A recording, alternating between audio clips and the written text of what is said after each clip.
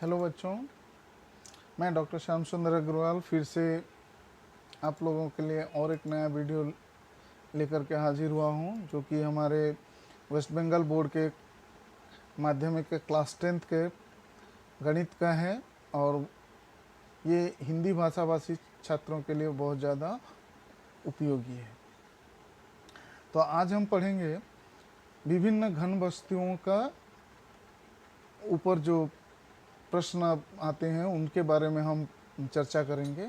इससे पहले हमने जो अलग अलग घन वस्तु हमने पढ़ चुके हैं, जैसे कि हमारा समकोणीय समानांतर षटफलक, गोलक, बेलन और गोलक, बेलन, शंकु हम पढ़ चुके हैं। अब उनको सबको मिला जुला करके अगर प्रश्न आए तो हम कैसे उसको बनाएंगे। तो पहले हम लंब वृत्ताकार बेलन का जो फॉर्मूला हमने पहले पढ़ा था उसके बारे में थोड़ा सा फिर से रिकॉल कर लेते हैं कि लंब वृत्ताकार बेलन का अर्धव्यास r, ऊंचाई h, तो उसका आधार का क्षेत्रफल होता है पाई आर स्क्वायर, पार्श्व तल का क्षेत्रफल होता है 2 पाई आर एच और उसका समग्र तल का क्षेत्रफल होता है 2 गुना आधार का क्षेत्रफल जोड़ पार्श्व तल का क्षेत्रफल समान 2 pi r square plus 2 pi r h. 2 pi r common लिए तो 2 pi r into r plus h. उसका आयतन होता है आधार का क्षेत्रफल गुना ऊंचाई, तो पाई आर स्क्वायर गुना एच। ये हम पहले पढ़ चुके हैं। वैसे ही खोखले लंब वृत्ताकार बेलन का R1 अगर बाहरी अर्धव्यास, R2 अगर भीतरी अर्धव्यास, H उसका ऊंचाई है, तब उसका बेलन का आधार का क्षेत्रफल होता है पाई R1 square minus pi R2 square. उसका आयतन होगा आधार का क्षेत्रफल गुना ऊंचाई, तो pi into R1 square minus pi into R2 square into H.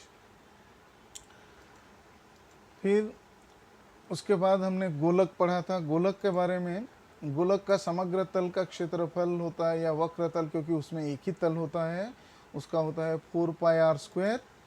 उसका आयतन होता है 4/3 पाई आर क्यूब।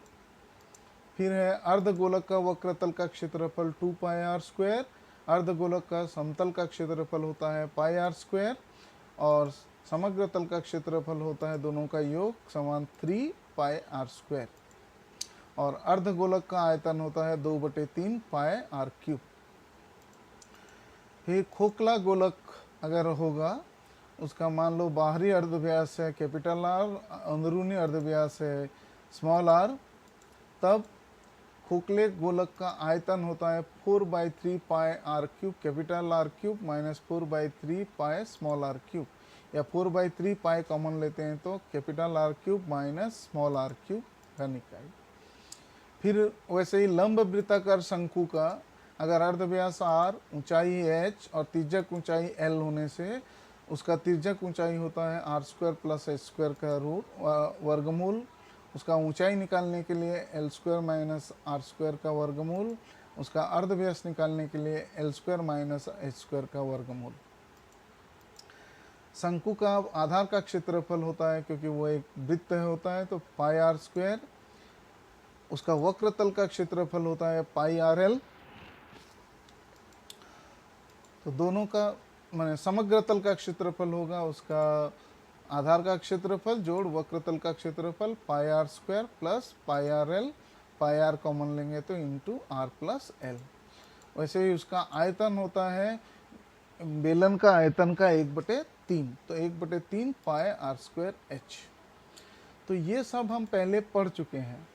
अब उनको सबको मिला जुला करके कि एक साथ अगर एक कोन भी है, उसके माने शंकु भी है, उसके ऊपर एक अर्धगोलाकार दिया हुआ है, तो उस प्रकार के प्रश्न को हम कैसे बनाएंगे।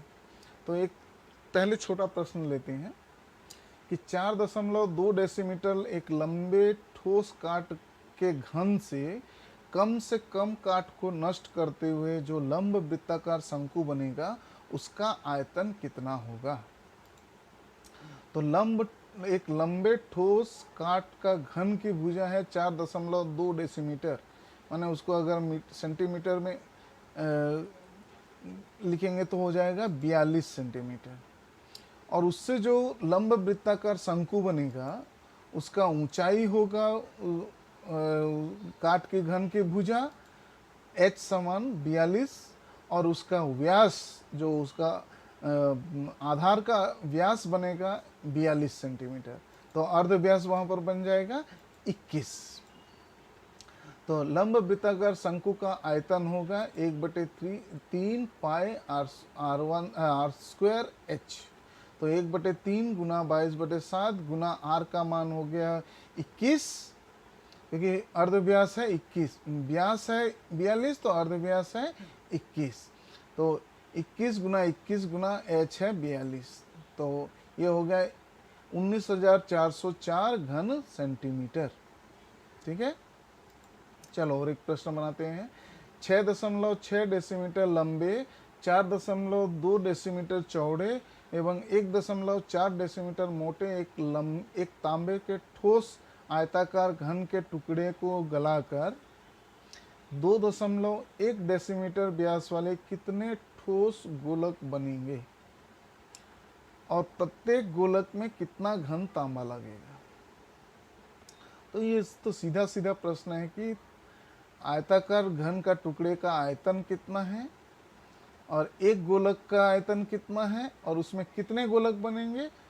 तो हम आयताकार घन के आयतन को एक गोलक का आयतन से भाग कर देंगे।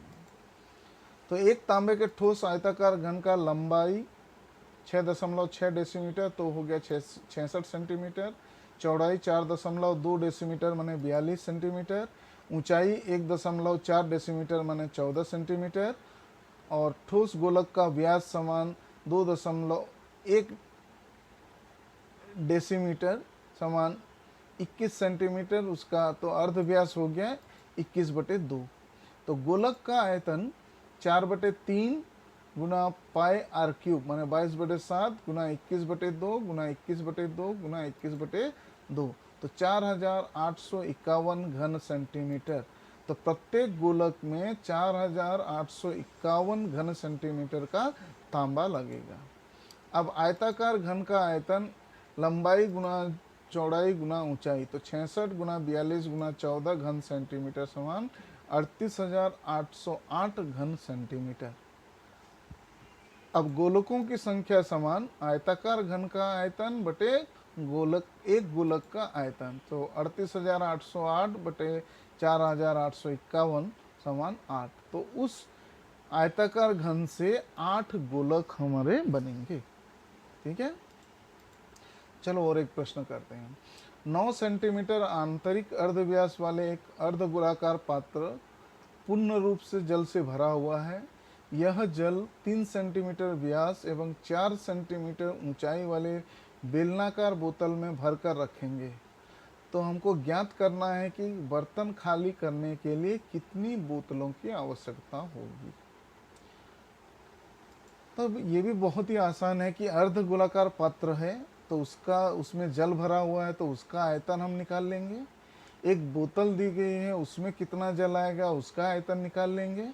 तो बोतलों की संख्या हो जाएगी अर्ध गोलाकार पात्र में रखे जल का आयतन बटे एक बोतल में जल का आयतन कितना। तो अर्ध गोलाकार पात्र का अर्ध व्यास 9 है तो उसका आयतन हो गया 2/3 पाई गुना आर क्यूब।